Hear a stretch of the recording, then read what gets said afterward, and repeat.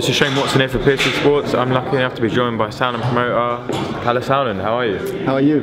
I'm good, thanks. Good. You didn't actually say how you was either. Oh, I just admit that because I'm always good. Oh, that's good. That's what I like to hear. That's what I like to hear. Always good, always good. Yeah, business going good? Everything going good? Everything going good. Everything going good. And if it wasn't, I wouldn't tell you. Obviously, you've helped set up a big event, or many big events for boxing, not just one, of course. The World Boxing Super Series. For anyone who doesn't know what that is, which I'm sure you probably do, but it's similar to the Super 6 tournament which we had a few years ago, when you had Jermaine Taylor against Froch, that kind of format kind of thing. Basically, it's trying to get the best. Let me interrupt there. It's similar, but it's very different. It's a knockout tournament, so no group stages, so it's quarterfinals, semi-finals, finals. 2 weight classes. The first year will be the cruiserweights and the super middleweights. For more information, go on the website worldboxingsuperseries.com and you'll see everything. And basically the aim of it is to make the best fight the best. Absolutely. In divisions. And it was started, of course, at that gala in Monaco, yeah, where what we tried to do was create talking points. Because for me, boxing's great. I mean, especially in the UK, boxing's doing amazing. Eddie's doing a great job. Frank Warren's doing a great job. Boxing is thriving in the UK like nowhere in the world. But what we're trying to do here is not take away any of that, we're trying to add to it. This here will create storylines throughout the tournament. You will see characters being built. You'll see new fans come into it because you're gonna have stories to talk about from previous fights. So you just need to look at the Super 6, and you said very correctly the big element of obviously around what I did with the Super 6 at the time. You know, you look at the 2 finalists were Andre Ward, recently fought an HBO pay-per-view, and you look at Carl Froch, who obviously turned into one of the biggest pay-per-view stars in the UK.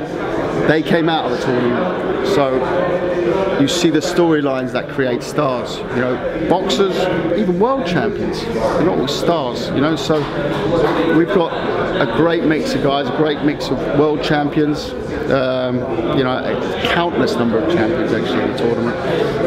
It's going to be fun. It's going to be fun. And also, how hard did you find it to bring the best fighters in? Because I know obviously there's a lot of politics in boxing these days. Some people think maybe too early in their career, they might have their ideas on other things. So was it very hard? I believe you were saying in the past the cruiserweights was easy because obviously the cruiserweight selection is unbelievable. Like literally pretty much every single one in there. Yeah. But the super middleweights, as much as you still got elite ones, but obviously there's been problems of Dreamscale injury-wise and stuff like that. Did you find it hard to get the best together? Yeah, well, you know, it's a good question. In boxing, there's always one thing that normally works, and that's money. It's politics, and then money above that. And we had a war chest. I was given a war chest by the company of $50 million. We went out and spent it.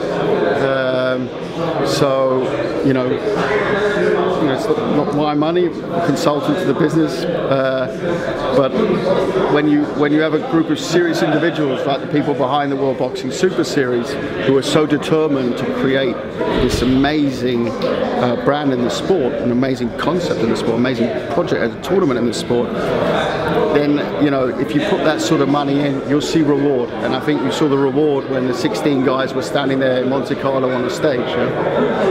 Also, as much as there's been a lot of positive things said about this tournament, because you can't really complain when they're trying to get the best fight and the best, and it's opportunities for all the fighters as well. People have said they don't think it's going to go as well as planned because injuries happen in boxing, issues happen, or whatever the issue is. You'd always get problems in boxing, that's the way it is. But is that something that you're well prepared for if that does happen? You know, it's a very valid point. We spent, I think, 3 years developing the tournament. So we looked, of course, at the Super 6 almost as a pilot project. And there's standby fighters for each fight, each main event. So that means, for example, Callum Smith versus Eric Skoglund for the Wbss Diamond Belt in Liverpool, which is the second event on September the 16th at the Echo Arena. We have Martin Murray as the standby. So someone pulls out, Martin jumps in. So you won't have a cancellation. Yeah. And also on that, obviously you've had many great events planned and stuff already, and obviously I know you've got to see how well this one goes first.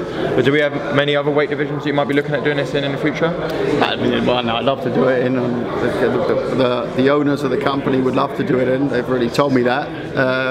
We'll need a slightly bigger war chest, but of course it's the heavyweights. You know, after all, it's the Ali Trophy. You know, that would be an absolute dream. Whether that's maybe in the second or the third years, we'll see. I think a smaller weight class. I must admit, my background has mainly been German boxing, where it's the big weight classes, the big boys. But you know, there's some great smaller weights that also haven't had that exposure. You know, imagine doing it in a weight. You know, I mean, I'd love to do it in the featherweights. I think the featherweights it's sensational. Yeah. So, you know, I think we might go up to. I think the talk is we might go up to three weight classes already next year.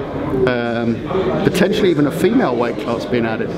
So I think female boxing is something that we've been working in for years. We developed Cecilia Brecos, Clara Svensson, and a load of world champions over the last years. And that sport is going to places as well. You see what's happening in the UK. You know, I mean, so you know, it's exciting times for female boxing as well. You know, so I think if you look at a tournament, you also got to look at, you know, the female side to it ultimately. And in boxing, you wouldn't come to it straight away, but that's also in the plan. Also, a little bit on Derek Chisora. I mean, I know that there's been a split between you. Yeah, we split with Derek. All good. You know, I think we did what we could for him. You know, he didn't get the luck of the rub. I thought he won the fight against Dillian. Tried to make the rematch, didn't work. Dillian wants to go and do other things, which is fair enough. And you know, and Derek ultimately, you know, unfortunately he lost the two big fights we put him in. That's what's on paper. As I said, you know, against Pulev he didn't have any chance, but against White I thought he won. But you know, Derek's a great guy. So, you know, he'll find fights and do what he does. You know, he's an entertainer. And also a little bit on Pulev, to bring him up. I mean, he's been spoken about to be fighting Joshua on October the 28th. Correct. Is there too much you know about that at the moment, or where that stands? I'm his promoter, so I know a lot about that. Yeah. How much I'm going to tell you? No, we're close. We're close. Is that a fight you're very confident in, Pulev as well? Absolutely, yeah. I mean, look, it's heavyweight boxing. It'd be stupid if I told you, you know, he's going to come over here and do a job on Anthony. Forget it. Anthony Joshua's doing great things for British boxing. We admire that, we respect that. But I think Kubrat, especially Oli Vigner, is the most successful ever European, or not ever, but current most successful coach. They will look at the weaknesses, not the strengths. You know, everyone knows Anthony's strengths. You've got to see Anthony walk in a room, you know his strengths. Yeah. But you know, saw against Klitschko the weaknesses, and that was an old Klitschko. Believe me, that wasn't a young Klitschko. That was an old Klitschko. And in that 5th or 6th round, or whatever it was, Anthony was there for the taking. He didn't do it. Kubrat wouldn't make that mistake if he's in that position. Will he get in that position? We'll see. And also there was rumours about Kubrat Pulev that he wanted more time to train. Is that going to be a stumbling block in making this fight, or is that just not true? There's lots of stumbling blocks when you make big fights. Yeah. It's money, time, control, all these things. But you know, I've put it this way. I've made a lot of world title fights with Eddie, and I think dozens in the last 4 or 5 years, and I'm confident we'll get it done. And also, who's your dark horses for the tournament? Who do you believe will come out on top in the super middleweight? That's a good question. I mean, you know, I'm not going to predict on any fights. I've got to take a very neutral role as chief boxing officer, but I would say, you know, and let me talk rather about the cruiserweights. One I would keep an eye on is Perez.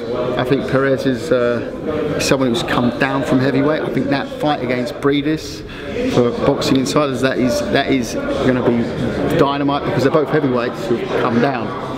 Looking tremendous shape, so he's an interesting one to watch. I think the Turkish kid Yildirim, it's a tough fight, you know. You think he might be an underrated fighter? Oh, he's totally underrated. But then again, I must say I underrated Chris Eubank before the Arthur Abraham fight. I thought Arthur had a real good chance of coming over and doing a job. Not a chance all night. For me, he lost every round, and I thought Eubank looked sensational. I think it's, you know, very much in the middleweights about the man to beat is George Groves. You know, George Groves is the #1 super middleweight in the world at the moment. It's as simple as that. So George has gone overnight from being the hunted to the hunter.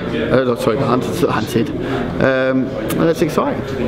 And also a little bit with David Price. He's obviously fighting on the undercard. He's got a new training team now as well, hasn't he? And he's fighting on the undercard of Callum Smith against Eric Skoglund in Liverpool, of course. So is this still a promotional team that you're working together? Because I know afterwards you were talking about possibly it depends what David wants. Yeah, you know what? Whatever.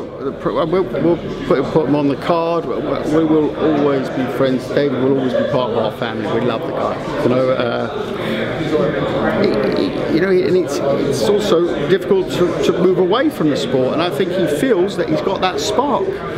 And I've always said about David, you can tell me about his, and it's not his chin, it's that he runs out of gas, he runs out of steam. He can take a punch, but he runs out of steam. So if he can crack that, he, honestly, and I know a lot of people are going to absolutely think he guy's bonkers, but I'm telling you, he's got the assets. He's proven that he can fight. He's a bronze medalist, and I tell you something, he's proven that he can punch as well. Okay, well, thanks to all the support there. Very much. Wrapped everything up, didn't we? We'll catch up with you again soon ahead of fight night. Take care, mate.